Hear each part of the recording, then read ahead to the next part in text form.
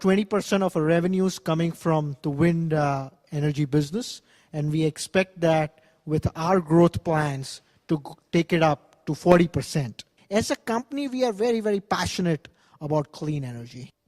Thank you, Malav. Very good afternoon to you, gentlemen.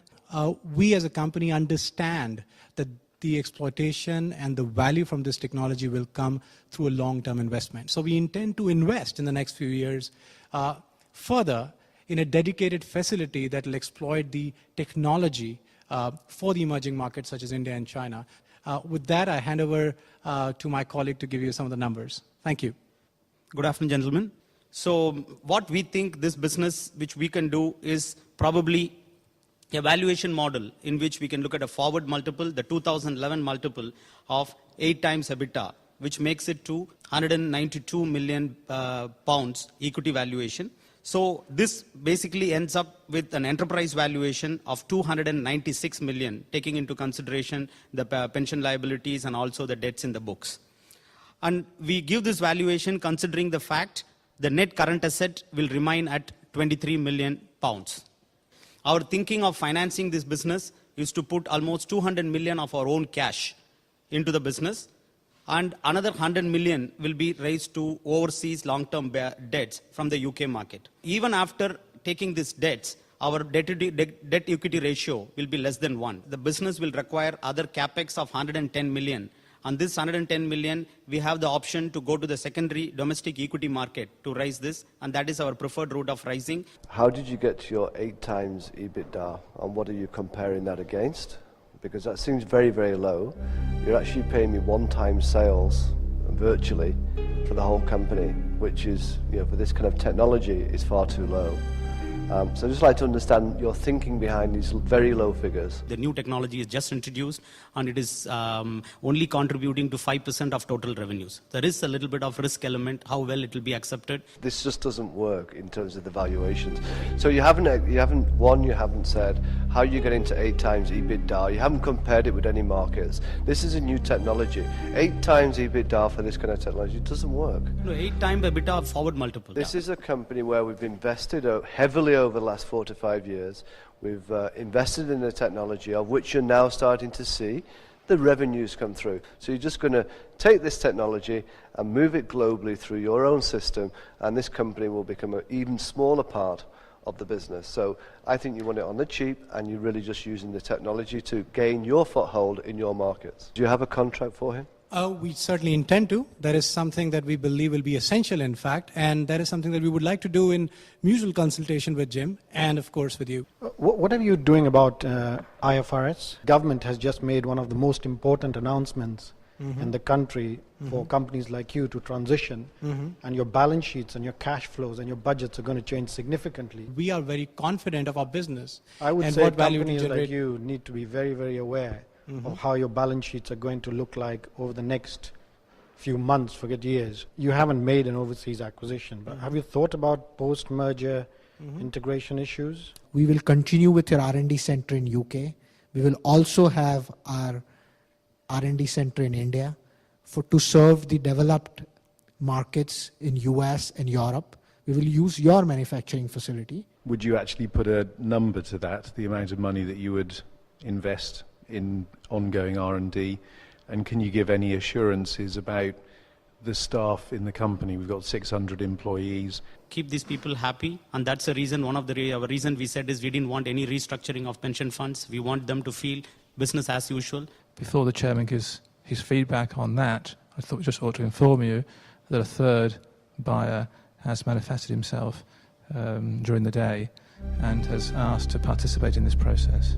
Even if there's a third buyer, we believe the value lies in the talent. Even discounting the fact that a third bid has come in, this is very clearly disappointing in terms of valuation. I think your advisors have really not gone through the numbers in any real detail. So I think you need to go back, and I think you need to have your advisors really advise you properly on the kind of valuations you need to look at. Thank you. Why are they asking you to raise the valuation? Because they want more money. Indie Turbines felt they bid the best price, only to falter at the end by the valuation principle. Now they will have to bid higher if they are to stay in contention and also take the risk of overbidding, which may backfire. Or is it Andrew Holland who's calling the bluff and pushing them off the cliff? Good afternoon, gentlemen. Thank you for giving us this opportunity. I'm Munjal Shroff, the CEO of Bharat Energy, and I'm accompanied by my team. Bharat Energy is a £2 billion listed entity in India.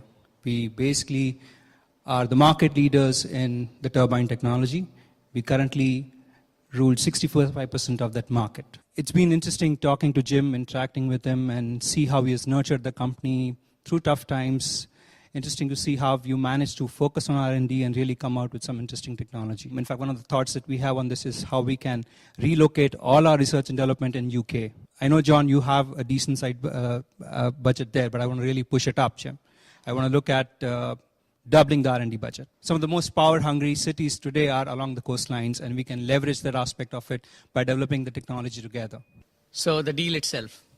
Internationally, the market is moving around 8 to 9 times of EBITDA multiples on the wind turbine, but we have added premium to it. That's 150 million pounds, 11.5 times of EBITDA multiples as on 2010. The capex commitment of 110 million pounds over the period of 2 years.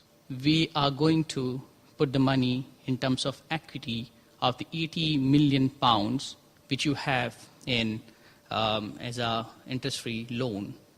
When this equity will come in the company, you can take your 80 million and that will give you a capital gain tax as well.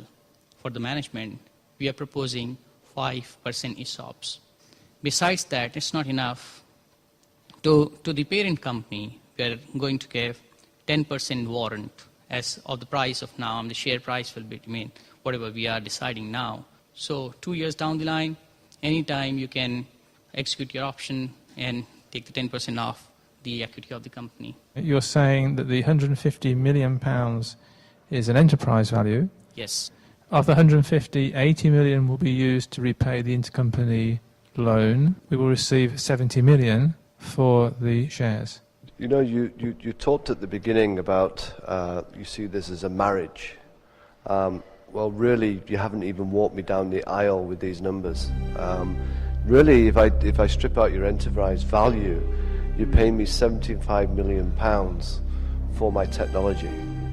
And, you know, EBITDA, whatever I look at, it's just far too low. So you're clearly just wasting my time. It's too low. We are still much superior than what market is talking about. We are 3.5 times more than the market. In 2009, my net sales are 112 million, and you know you're paying me 75 million for that. And your EBITDA was 12. But you're paying me one-time sales. The cash flow takes care of it. You take out the debt, then you know you're getting a business for nothing. You've clearly been very badly advised, and it's clearly too low. I really have no discussion on this because it's too low.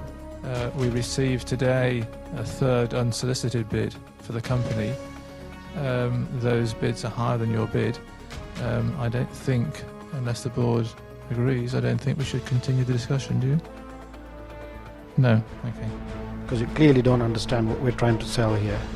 So our advice is think about the numbers, look at the cash flows, then come back with a sensible offer. Where your third offer is, we've understood that it's not only about valuation. It is not only about valuation, but your offer is so significantly below other valuations, it has become about valuation. The final bids have not yet closed for this business, so we can give you a little more time. Thank you very much, gentlemen. So, thank you very much. This bid is clearly lower than Indie Turbines. It's just a non-starter as far as I'm concerned. My shareholders will not approve this. Both groups failed on one count. The first group, the numbers were quite interesting, but we had absolutely no idea what their vision for the business was. The second group, we had a much better idea of the vision, and then they just came up with a load of numbers which were, as Andrew said, never going to get past the shareholders. I mean, it's just crazy.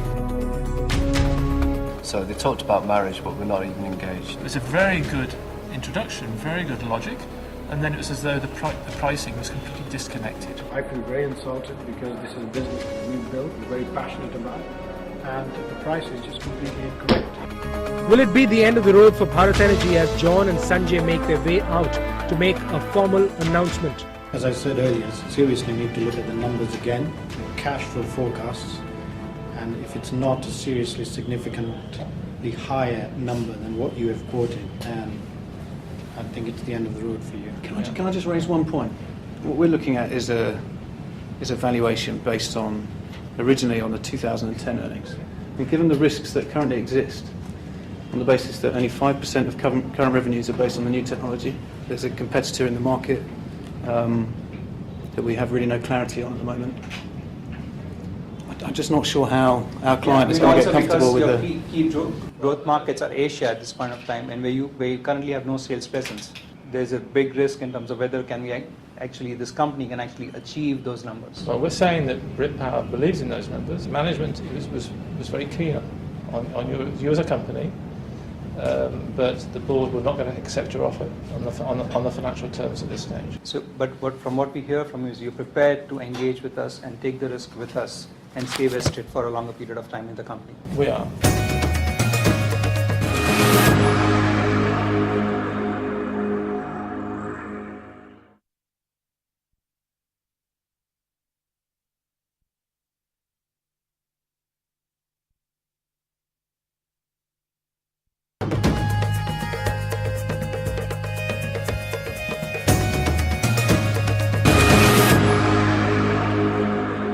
By coming back to see us this afternoon, you'll be in a position to improve your offer. We're listening to you. Sure, thank you very much. So on the vision, as you may know, we have about 20% of our business coming from wind energy right now for ND turbines. So our vision is to really grow that 2.5 times in the next 3 years, and we would like that to be led by Jim, and we can put an equity value of about £216 million.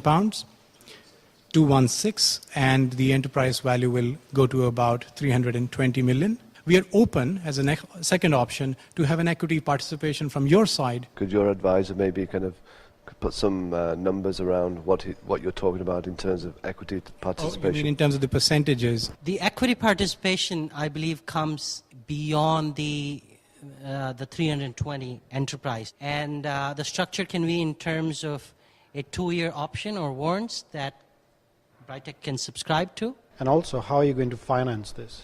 Financing remains the same, that we will fund a large part of it through our internal cash that we have generated in our business, which, as you know, is pretty healthy.